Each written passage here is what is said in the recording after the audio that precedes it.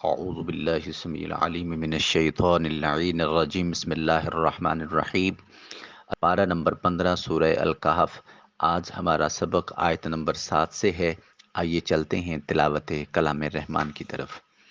إِنَّا جَعَلْنَا مَا عَلَى الْأَرْضِ زِينَةً لَهَا لِنَبْلُوَهُمْ أَيُّهُمْ أَحْسَنُ عَمَلًا وَإِنَّا لَجَاعِلُونَ مَا عَلَيْهَا صَعِيدًا جُرُزًا أَمْ حَسِبْتَ أَنَّ أَصْحَابَ الْكَهْفِ وَالرَّقِيمِ كَانُوا مِنْ آيَاتِنَا عَجَبًا إِذْ آوَى الْفِتْيَةُ إِلَى الْكَهْفِ فَقَالُوا رَبَّنَا آتِنَا مِن لَّدُنكَ رَحْمَةً وَهَيِّئْ لَنَا مِنْ أَمْرِنَا رَشَدًا فَضَرَبْنَا عَلَى آذَانِهِمْ فِي الْكَهْفِ سِنِينَ عَدَدًا ثُمَّ بَعَثْنَاهُمْ لِنَعْلَمَ أَيُّ الْحِزْبَيْنِ أَحْصَىٰ لِمَا لَبِثُوا أَمَدًا۔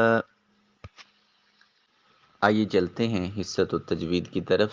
ہم دو صورتوں کے درمیان تسمیہ کیسے پڑھی جا سکتی ہے اس کے 4 طریقے پڑھ چکے تھے۔ ان میں سے پہلا طریق وصل کل تھا۔ وصل کل سے کیا مطلب ہوتا ہے؟ ہر جگہ ملا کر پڑھنا وصل کل کہلاتا ہے۔ مثال دیکھیے، سورہ اخلاص کا آخر تلاوت کیا جا رہا ہے، وَلَمْ يَكُنْ لَهُ كُفُوًا أَحَدٌ بِسْمِ اللَّهِ الرَّحْمَنِ الرَّحِيمِ قُلْ أَعُوذُ بِرَبِّ الْفَلَقِ، یعنی سورہ اخلاص کے آخر میں وقف نہیں کیا بلکہ سورہ کو تسمیہ سے ملایا، اور پھر تسمیہ کے آخر پر بھی وقف نہیں کیا بلکہ قل اعوذ برب الفلق کو بغیر سانس توڑے ملا دیا، تو پہلی صورت کے اختتام اور دوسری صورت کے آغاز سمیت وقف نہ کرنا یہ وصل کل کہلاتا ہے۔ دوسری صورت فصل کل، فصل فاصلہ سے ہے، یعنی ہر جگہ وقف کیا جائے۔ مثال کے طور پر سورہ اخلاص کا آخر ہے وَلَمْ يَكُنْ لَهُ كُفُوًا أَحَدٌ، یہاں وقف کیا جائے یعنی ٹھہرا جائے، پھر بسم اللہ الرحمن الرحیم یہ پڑھا جائے، یہاں پھر وقف کیا جائے، پھر اگلی صورت قُلْ أَعُوذُ بِرَبِّ الْفَلَقِ یہ تلاوت کی جائے۔ اب چونکہ پہلی صورت کے اختتام پر بھی رک گئے، پھر تسمیہ کے آخر پر بھی رک گئے، اور ہر جگہ رک رک کر پڑھا، اس کو فصل کل کا نام دیا جاتا ہے۔ بقیہ 2 صورتیں اگلے سبق کے دوران انشاءاللہ پڑھیں گے۔ آئیے چلتے ہیں حصۃ الترجمہ اور تفسیر کی طرف۔ ارشاد فرمایا، انا بے شک ہم، جعلنا ہم نے بنایا، ما جو، علی الارض زمین پر ہے، زینہ زینت آرائش، لہا اس کے لیے، لنبلوہم تاکہ ہم آزمائیں ان کو، ایہم ان میں سے کون، احسن و عملا عمل کے اعتبار سے بہتر ہے۔ اور بے شک ہم نے ان تمام چیزوں کو جو زمین پر ہیں اس کے لیے باعث زینت و آرائش بنایا تاکہ ہم ان لوگوں کو جو زمین کے باسی ہیں آزمائیں کہ ان میں سے باعتبار عمل کون بہتر ہے۔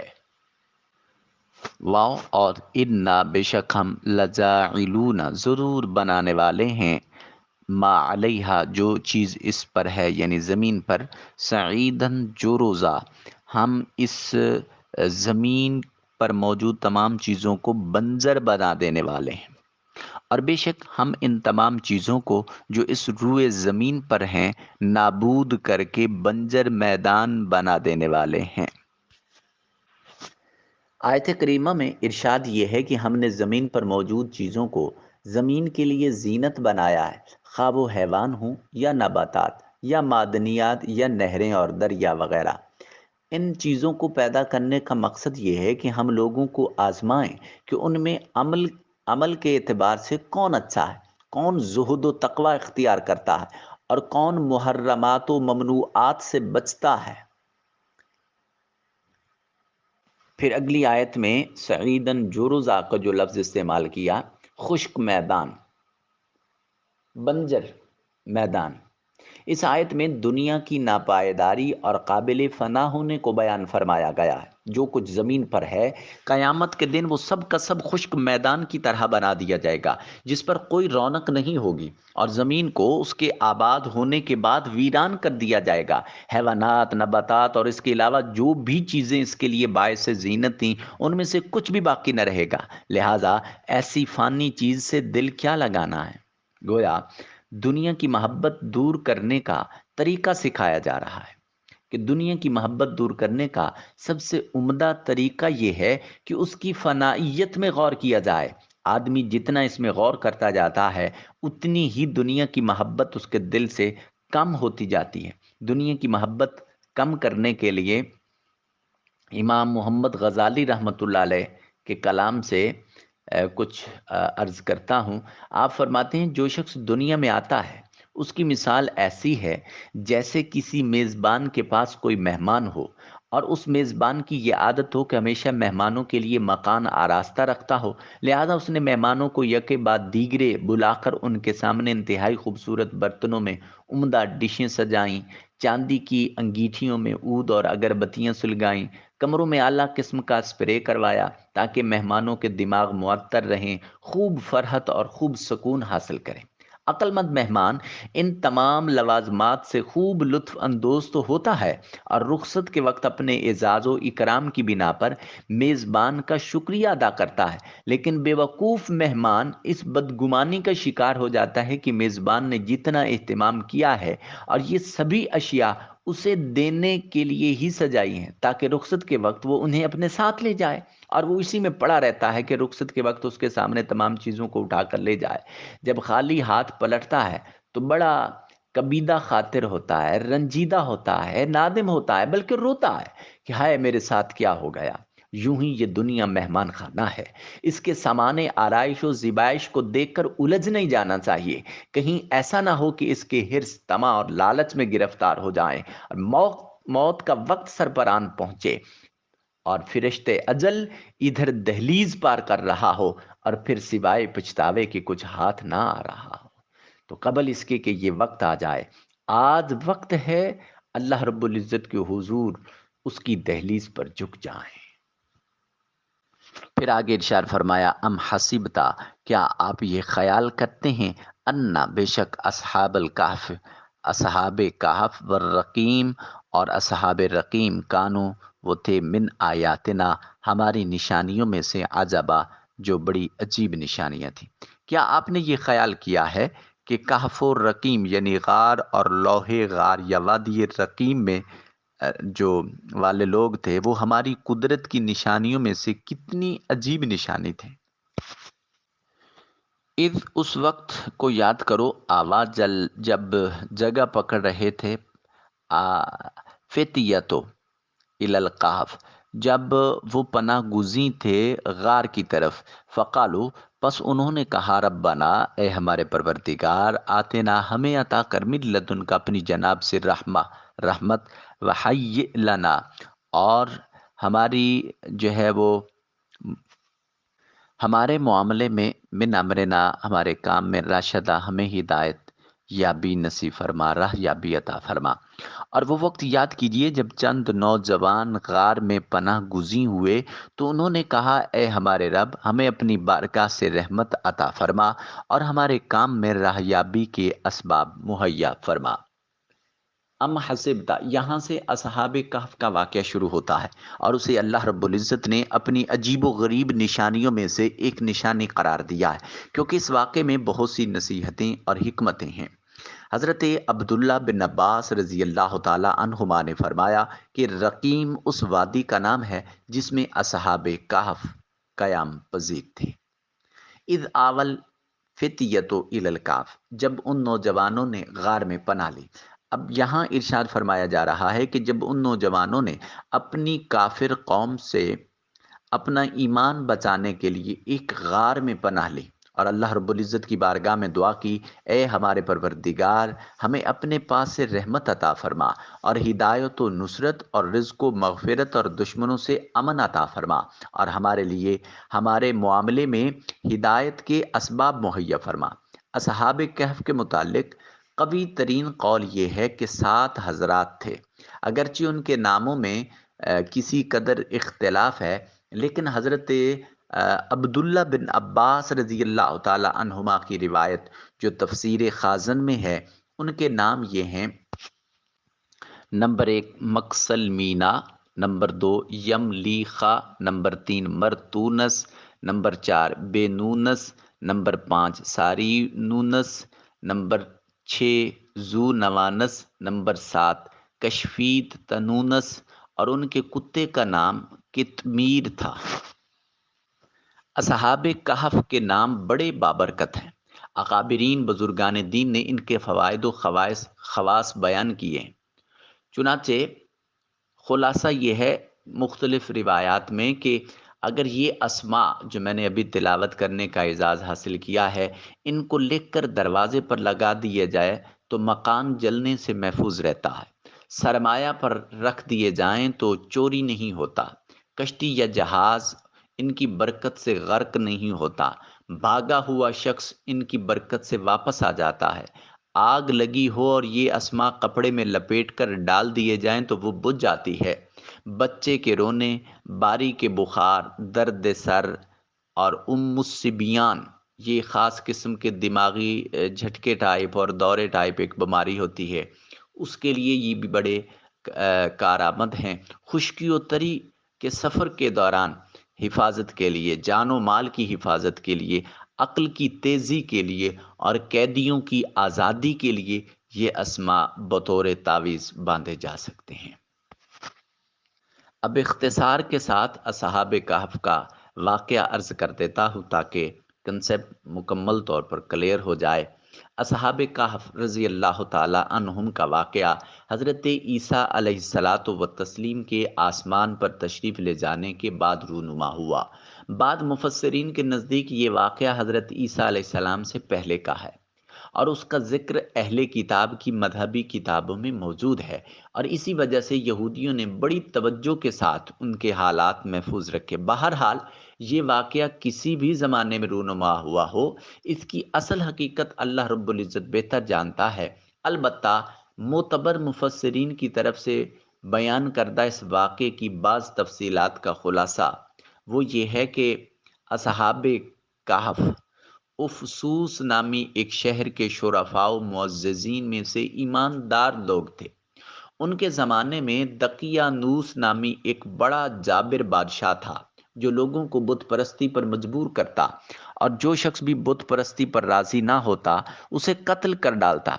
دقیانوس بادشاہ نے اپنے جبر اور ظلم اس قدر زیادہ کر دیے کہ ایمان بچانا مشکل ہو گیا، تو اصحاب کہف رضوان اللہ تعالی علیہ مجمعین ان کے جبر اور ظلم سے اپنا ایمان بچانے کے لیے قریب کے پہاڑ میں غار کے اندر پناہ گزین ہوئے، وہاں سو گئے، 300 برس سے زیادہ عرصہ تک اسی حال میں رہے۔ بادشاہ کو جستجو سے معلوم ہوا کہ وہ کسی غار کے اندر ہیں، تو اس نے حکم دیا کہ غار کو ایک سنگین دیوار کھینچ کر بند کر دیا جائے تاکہ وہ اس میں دب کر مر جائیں اور ان کی قبریں بن جائیں، یہی ان کی سزا ہے۔ حکومتی عملے میں سے یہ کام جس کے سپرد کیا گیا وہ بڑا نیک آدمی تھا، اس نے ان اصحاب کے نام، تعداد اور پورا واقعہ ایک تختی پر کندہ کرا کے تانبے کے صندوق میں دیوار کی بنیاد کے اندر محفوظ کر دیا، اور یہ بھی بیان کیا کہ اس طرح ایک تختی شاہی خزانے میں بھی جو ہے وہ محفوظ کروا دی گئی۔ کچھ عرصہ کے بعد دقیانوس ہلاک ہو گیا، زمانے گزرے، سلطنیں بدلیں، یہاں تک ایک نیک بادشاہ فرما روا ہوا جس کا نام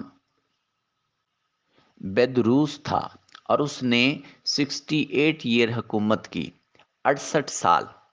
اس کے دور حکومت میں ملک میں فرقہ بندی پیدا ہوئی، اور بعض لوگ مرنے کے بعد اٹھنے اور قیامت کے آنے کے منکر ہو گئے۔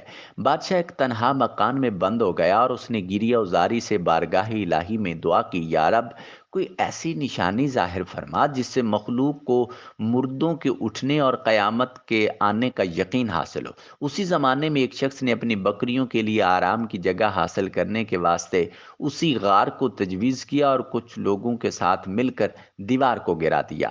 دیوار گرنے کے بعد کچھ ایسی ہیبت طاری ہوئی کہ گرانے والے خود بھاگ گئے۔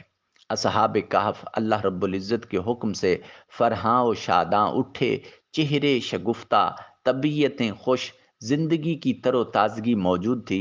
ایک نے دوسرے کو سلام کیا، نماز کے لیے کھڑے ہو گئے۔ نماز سے فارغ ہو کر یملیخا سے کہا کہ آپ جائیے اور بازار سے کچھ کھانے کو بھی لائیے، اور یہ بھی خبر لائیے کہ دقیانوس بادشاہ کا ہم لوگوں کے بارے میں آج کل کیا ارادہ ہے۔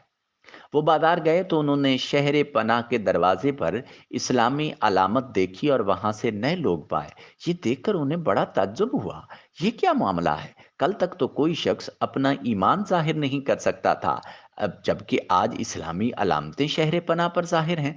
پھر کچھ دیر بعد آپ تندور والے کی دکان پر گئے اور کھانا خریدنے کے لیے اسے دقیانوسی سکے کا روپیہ دیا، جس کا رواج صدیوں پہلے سے ختم ہو گیا تھا اور اسے دیکھنے والا بھی کوئی باقی نہ رہا تھا۔ بازار والوں نے خیال کیا کہ کوئی پرانا خزانہ ان کے ہاتھ آ گیا ہے، چنانچہ وہ انہیں پکڑ کر حاکم وقت کے پاس لے گئے۔ وہ نیک شخص تھا، اس نے بھی ان سے دریافت کیا کہ خزانہ کہاں ہے؟ انہوں نے کہا خزانہ کہیں نہیں ہے، یہ روپیہ ہمارا اپنا ہے۔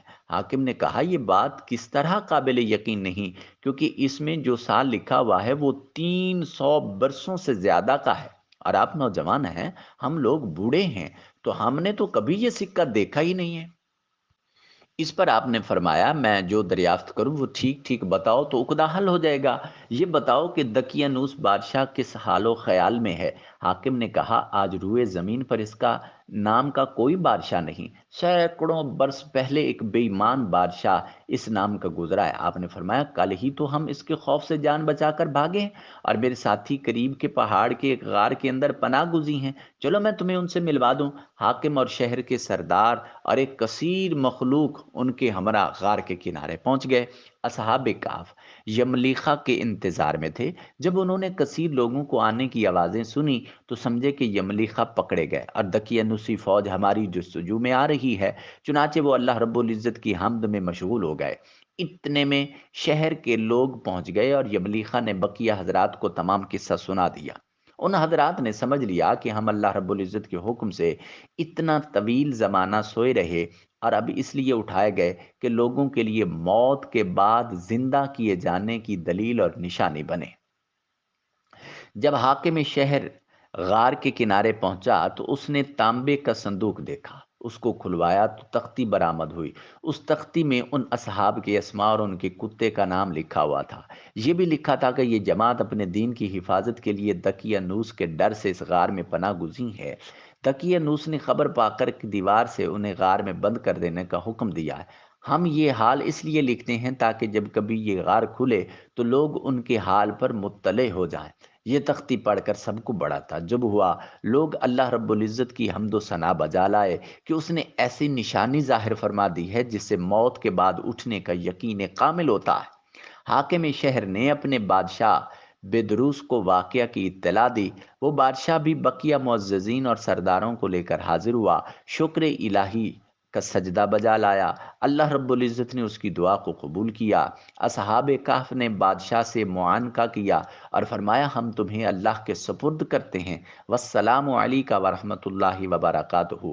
اللہ تعالیٰ تیری اور تیرے ملک کی حفاظت فرمائے اور جن و انس کے شر سے بچائے۔ بادشاہ کھڑا تھا، وہ حضرات اپنے خواب گاہوں کی طرف واپس ہو کر مصروف خواب ہوئے۔ اللہ تعالیٰ نے انہیں وفات دے دی۔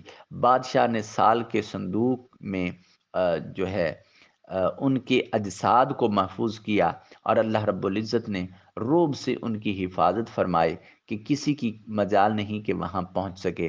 بادشاہ نے سر غار مسجد بنانے کا حکم دیا اور ایک خوشی کا دن معین کر دیا کہ ہر سال لوگ عید کی طرح وہاں آیا کریں۔ اس سے معلوم ہوا کہ صالحین کا عرس منانا یہ قدیم ترین زمانے سے چلا آ رہا ہے، اور یہ بھی معلوم ہوا کہ جو اللہ رب العزت کی دہلیز پر اس کے حضور جو لوگ جڑ جاتے ہیں، پھر اللہ پاک انہی لوگوں کو دوسروں کے سامنے اپنی قدرت کی نشانیاں بنا کر پیش کرتا ہے۔ وہ چونکہ چنیدہ ہوتے ہیں، بارگاہ خداوندی کے منتخب ہوتے ہیں، نگاہ قدرت کا انتخاب ہوتے ہیں، اس لیے وہ باقیوں سے بہت منفرد ہوتے ہیں، بہت یونیک ہوتے ہیں۔ کوئی ان کو سمجھے یا نہ سمجھے، یہ ان کی سمجھ اور فہم و ادراک کا قصور ہو سکتا ہے، مگر ان صالحین کا اللہ کی قربت میں جانا اور ان کو منفرد مقام ملنا، یہ صرف انہی کا اعزاز ہوتا ہے۔ اور پھر یہ بھی ثابت ہوا کہ زمین جو ہے وہ اللہ کے نیک بندوں کے اجسام کو کھاتی نہیں ہے۔ 300 سال تک وہ غار میں مقیم رہتے ہیں، سوئے رہتے ہیں، مگر ان کا جسم اسی طرح سلامت رہتا ہے۔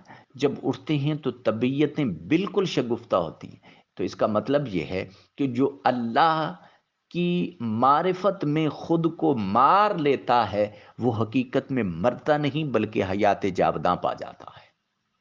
فَلَنُحْيِيَنَّهُ حَيَاتًا طَيِّبَةً، اللہ رب العزت اس کو پاکیزہ زندگی عطا فرما دیتے ہیں۔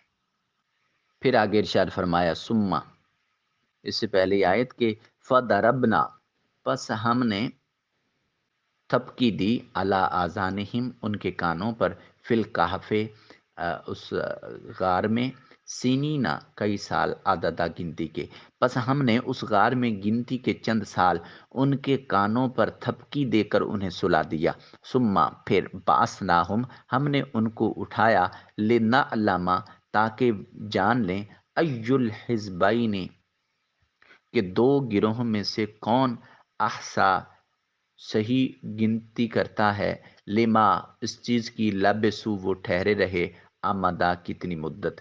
پھر ہم نے انہیں اٹھا دیا کہ دیکھیں دونوں گروہوں میں سے کون اس مدت کو صحیح شمار کرنے والا ہے جو وہ غار میں ٹھہرے رہے۔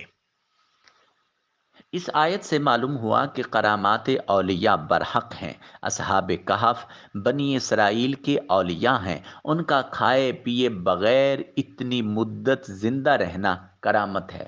یہ بھی معلوم ہوا کہ کرامت ولی سے سونے کے وقت میں بھی صادر ہو سکتی ہے، اور اسی طرح بعد از موت بھی۔